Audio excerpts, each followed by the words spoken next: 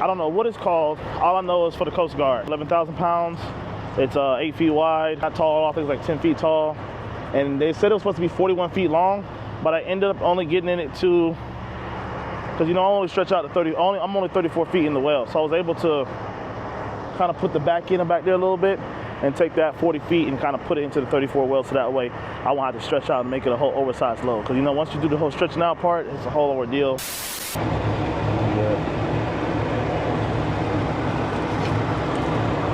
Shoot, I was trying to pull out so that way you can have enough room to turn. You have the jackknife.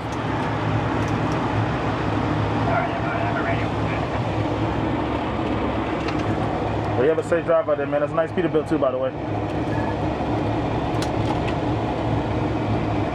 You holler at me there, bud? Yeah, I was gonna pull out. I was gonna drop my trailer so that way you have to jackknife too hard so you can go ahead and get out. Oh, you're good, bud. You got her. I appreciate it. Yeah, no problem, man. You have a safe drive out there, man. That's a nice Peterbilt you got. Appreciate it, bud. You too, and you do the same. This trailer, well, getting this trailer, right? So, getting this trailer, when I tell y'all this, I'm not telling everybody to go out here and go get you a crazy stretch trailer, because right now, man, the market is just not it for it. I'm gonna be quite honest with you. It's not it. I'm not trying to scare you away. I'm not trying to make it seem like they don't do this, but a stretch trailer is honestly not a bad route to go. Now, with getting a stretch trailer, there are pros and cons to it, and let me tell you that in just a second. First pro is you will have a little bit more wiggle room when it comes to getting work. That's the first pro. And what I'm saying that is, you know, let's say if you have a 26 in the well, yeah, you can go haul excavators, you can go haul, you know, dozers, stuff like that. But you're limited to heavy equipment. Can't really do much. And I'm not saying there's nothing wrong with that. If you have the proper contacts and the right clientele, then by all means, then you need to go get yourself a 26 in a well. 55 ton too. But for guys like me, you know, I don't have that clientele. So this opens up the door a little bit for me. You know, my max is about 80,000 pounds, which really for me is 72,000 pounds because of my axles and everything set up on my weight and everything like that. So my max is 72,000 pounds. But for somebody like, I'm trying to focus and work and talk at the same time. So mine's is 72,000 pounds. So with me going with that, this was a smart move for me to go, because I can carry up to 72,000 pounds on a trailer. In certain states I can get away with it. Certain states is really like 68,000 pounds. And then, unless I get me a drop axle, which I'll try to get soon. A lot of people think I'm getting a drop axle so I can carry more weight. I just want that drop axle so I have no more issues with my 70-something thousand pounds. Yeah, it works out best for me.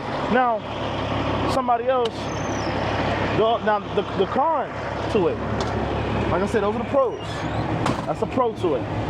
The con to it is, you got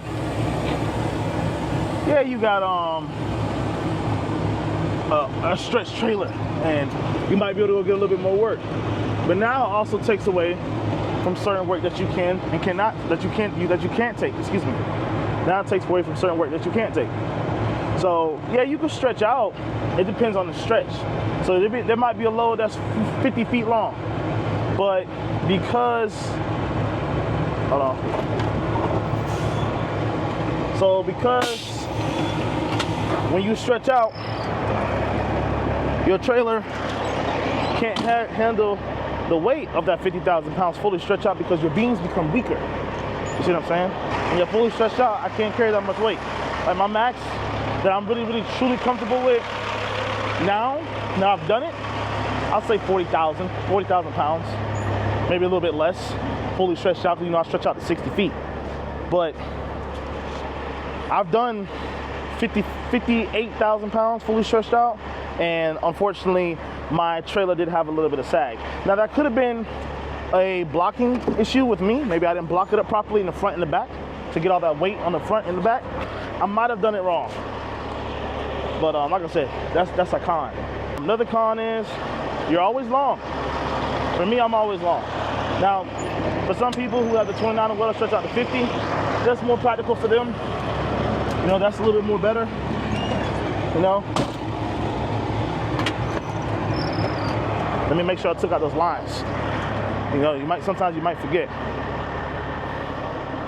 Okay. So the reason why I'm saying all this though, is because getting this trailer, man, I didn't know I was getting myself into. There's a lot of things that I can go get. There's a lot of things that I can't go get. But it's worth it for me. And it worked out. This is probably the straightest I think I've taken this neck off the trailer.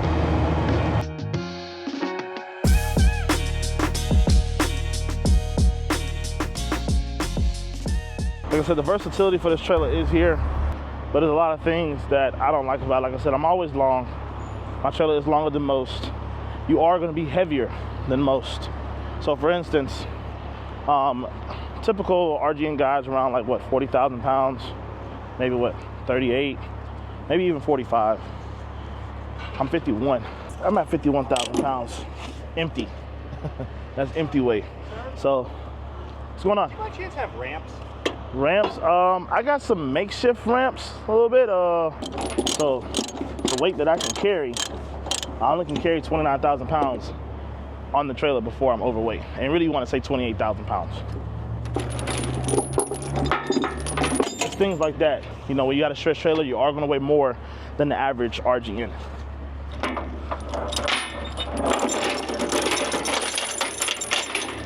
And to be honest, I was trying to think of a pro to that. There is no pro to it.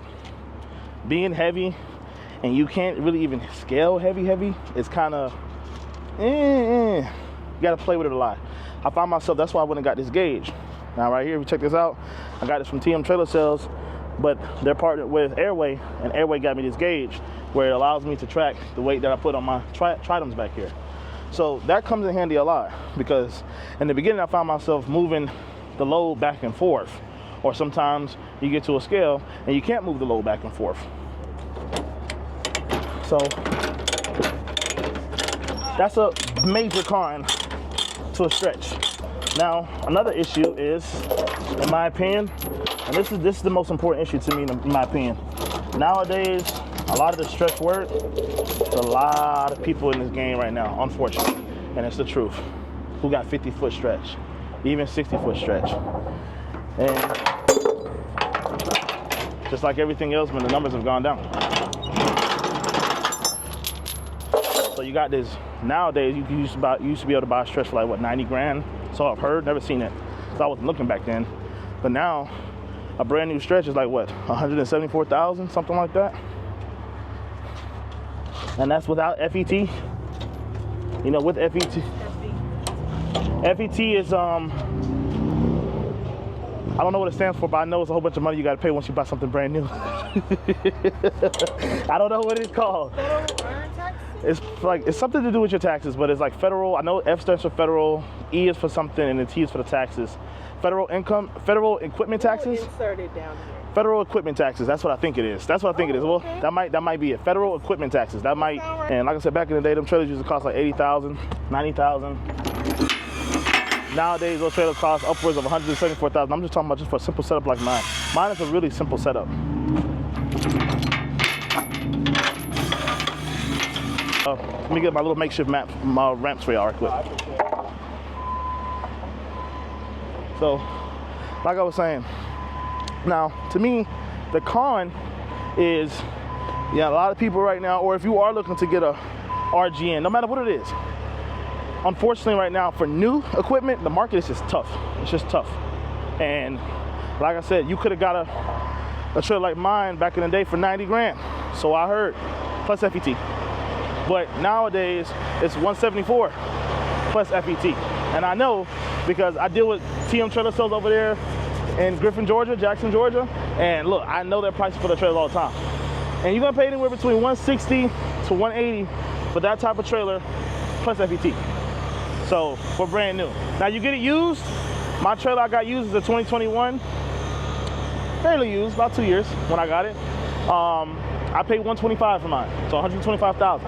Like I said, the guy who bought the trailer told me he bought it for 85,000 when he bought his trailer. He sold it for 125. Am I correct? I am correct. I think he bought it. No, I think he bought it for 80. Yeah, 85 plus FET. So it was like upwards in the 90,000, close to $100,000 he paid for that trailer. Paid it off within the first year, but after that, everything just went to, you know what I'm saying? So, looks good. All right.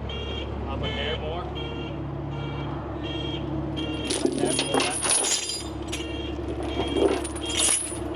All right.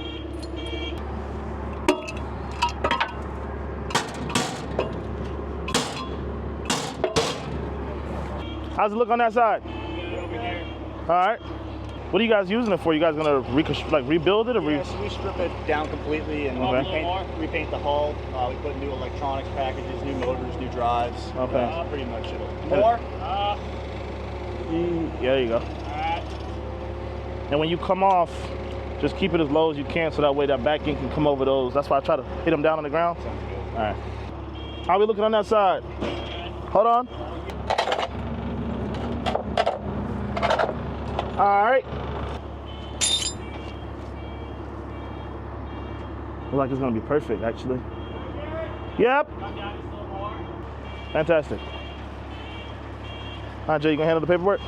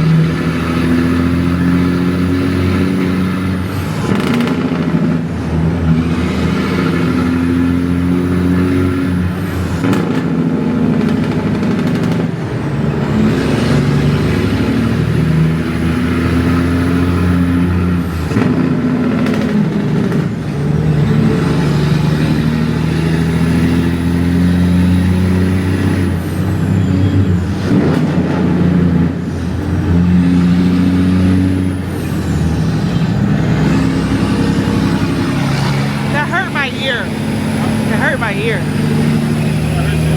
Yeah.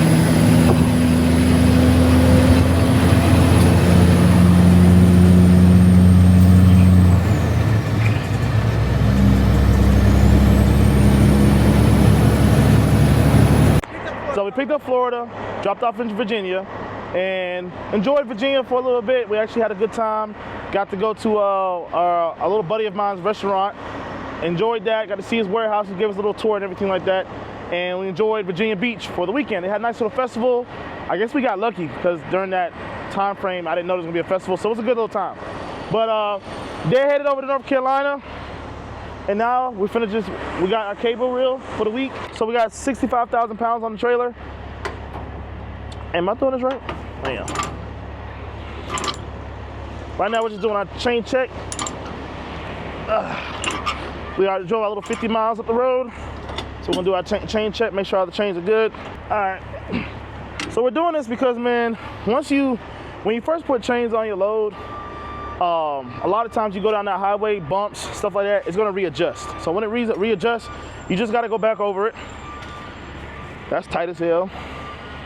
And you just gotta make sure that everything is tight. That's all. But it's a good thing that we are doing this because, like I said, that traffic is crazy. And I don't want to be going up that hill on 77 in traffic in the first place.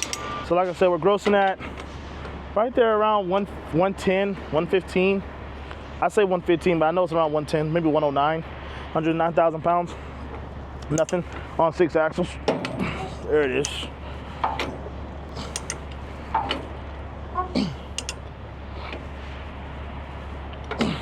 There you go, strobe lights, everything's working, it's good. We're just doing a quick check though, man. It's important to do this check because our first weigh station actually is coming up pretty soon. So we just want to make sure that we are looking good when we show up in there.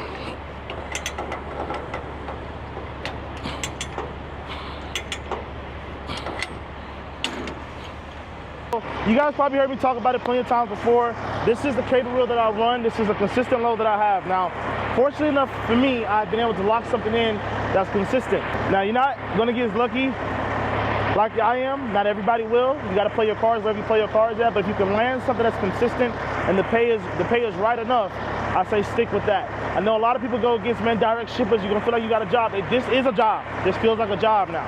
But it's something consistent. I can get back calls, and it's not every week. So because it's not being every week, I can do it maybe this week, next week, then I'm off for another week, and I can do something that week on my own, come back, do it another week. I might be off for 3 weeks after that, and I can do whatever I want to do after that. So it kind of works out for me, plays in my favor. Everybody's not gonna get this, this luxury. You know what I'm saying? At the same time, it does feel like a job. But that's also something, the pros and cons of getting a trailer like this. When you get a trailer like this of this magnitude, RGN period, a con is having consistent work. That's another big con, is having consistent work. If you don't have consistent work, you're not gonna be happy. You're not gonna be happy because one week you're gonna work, it's gonna feel really good, and then the next week, nothing's gonna be there for you. It might be something there for you, but it's not paying as good. You know what I mean? Or the permits might take up as much as you're getting, stuff like that, dealing with the low board. So this is something that you gotta have something lined up, in my opinion. You can work it, but it's gonna be extremely hard. It's gonna be tough. Or if you got this type of trailer, have a step deck or a flatbed on the side. Have a reefer or a different type of trailer that can go get those consistent low board freight if you are on the low board. Because I know a lot of you guys who watch me are owner-operators who work off the low board. A lot of us aren't company drivers. A lot of us aren't working for big, heavy haul companies that already got everything set up. We're owner-operators. So this is what we got. This is what we do. So like I said, a trailer of this size, this magnitude, see if you can get something lined up. If not, have another trailer that's paid off that you can work on the weekends, or not, excuse me, on the weekends, but work on the side from time to time and use this as like your side hustle until you find those contacts. Because those contacts are not going to be there as soon as you get this trailer or get something like this right off the bat. It's just not going to be there. We're at the infamous location of mine. If you guys remember the whole West Virginia ordeal, this is literally where it all started. A little bit. About 15 miles further up north on 95 is where I picked up that silo coming over here to, was going to Illinois. But it had to travel through the Port of Americas. So this is Port of Americas in New Jersey. Another con, in my opinion, is the fact that when it comes to tarping, I just bought this tarp. I spent $850 plus delivery fee, plus tax, plus paying for bungees. I spent like $1,000 and like 31 bucks on this tarp today. Now, this is not your regular tarp. This is a 34-foot long tarp. It has 10-foot drops, so it's 34 by 30 with 10-foot drops. It also has a flap in the front, and it has a flap in the back. Now, the reason why I got this tarp was, most of the tarps that you get, you got like the 27 feet long, 27, I think like 27 by 20, with 8-foot drop or something like that, if I'm correct. I might be a little wrong there. And those are your typical flatbed, step deck, hot shot tarps. That's what I used to run with all the time. But doing this type of work, most of my loads are going to be oversized. So most of my loads are going to be 11 feet tall, 12 feet tall, 13 feet wide, whatever, what have you. So I need that 10-foot drop to kind of do the job of draping on the side of that load, of that oversized load, so that way it can fully cover it up. Because I hate being the guy where you got a tarp and it just covers up the top. Now I know you can get it done sometimes, and sometimes the customer may want you to, hey, just tarp up the top. Don't let the roof get wet. That's fine. But when you're going down the highway, you want to look as professional as possible. So I got this big old tarp. So my whole idea was me stretching out. I may not take no loads anytime soon, where I got to fully stretch out and tarp.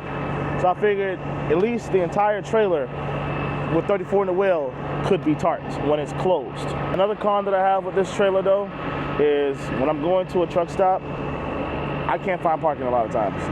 I actually cannot, and I'll show you why. So with my flip axle flipped down, I actually cannot park in a lot of truck parking spots because I'm too long. When I say I'm too long, my nose all the way to my sleeper will be, if you parked in a spot, even if your back wheels touch the curve of your trailer, even if you parked in a spot, my sleeper will be past your nose if you have a traditional, conventional sleeper. What I like to do is sometimes when I get to a truck stop, I make my own parking spots, which is always fine. I either park next to the scale house, I either park, not when I say scale house, but the weight, the actual scale weight platform thingy right there. It's hard to find parking. This trailer is extremely long. The weight of the trailer is a major con. I love it, don't get me wrong. I love this trailer. I love the money that I'm able to make with it. If the money is good, sometimes the money isn't that great all the time, but it's too damn heavy. okay? It's too damn heavy. Having 60 feet in the well, it opens up the door to be able to carry a lot of different loads. Do not get me wrong. But it also limits you to what you can do. So for instance, this truck and trailer setup altogether is 51,000 pounds. That's me empty. That's nothing on my trailer. That's all my tools. I'm fully filled up. I carry these with me at all times, which are when I get my cable reels, is for my cable reels. I carry these with me at all times. So I am 51,000 pounds. Okay? I mean, if I take that off, that's 1,000 pounds off. My limit right there is 29,000. But to be on the safe side, 26, 27, so that way you won't ever really go over.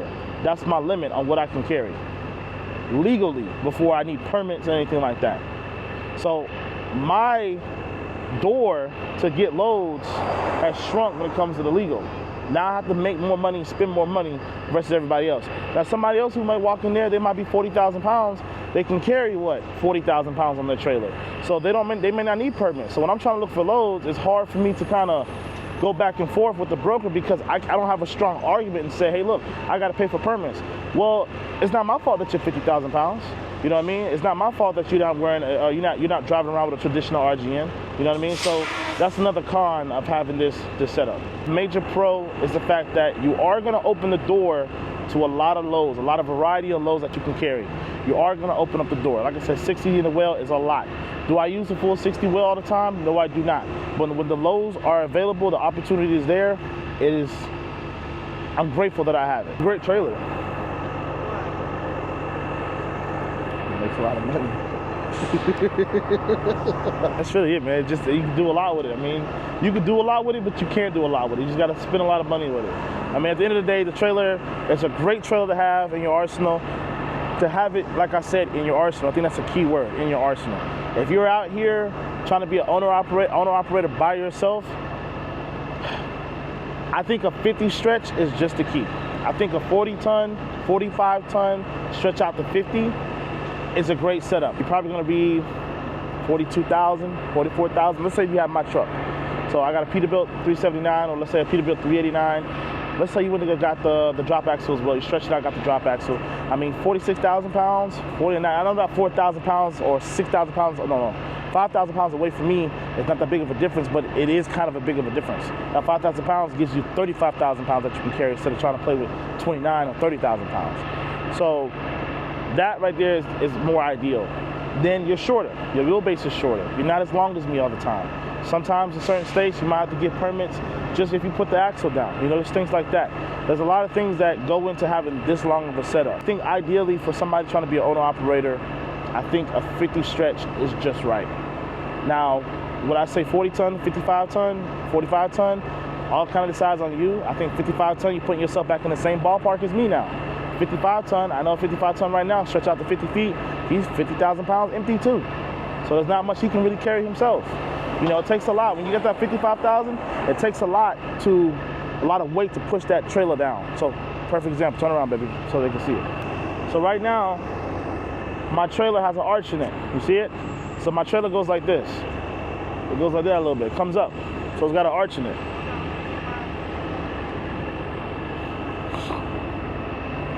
So right now, my trailer has an arch in it, right? So it takes, once I put about 50,000, 55,000 pounds, I'll say 55,000 pounds on this trailer, my trailer begins to start, I guess you could say decompressing. It starts to push down, right? Now, if you have a 55-ton, it takes around 65 to 70,000 pounds or a little bit more before it starts pushing down. When I say pushing down, so right now, I'm gonna get a measurement tape for you guys, hold on. I am 24 inches off the ground. Now that's most standard RGNs, 24 inches off the ground.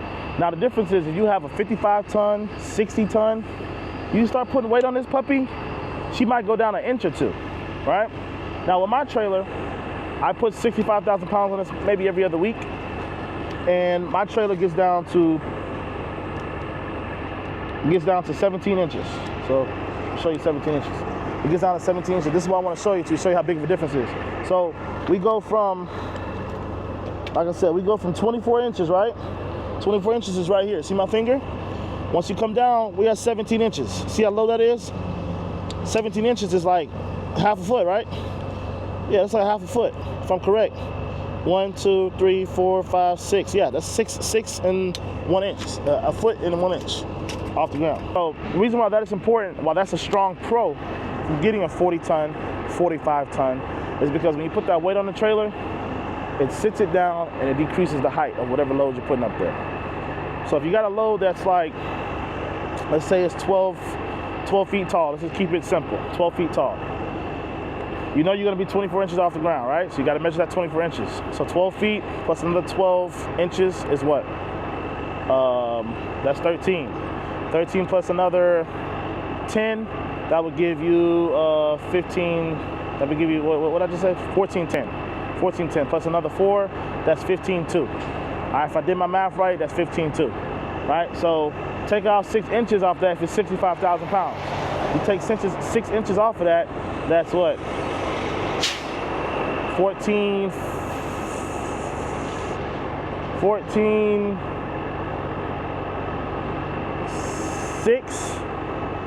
Did I do that right? Right, 14.6, 14.6. And actually I said there's another inch. I said it was 6 inches and 1 more inch, so 7 inches. I said that right?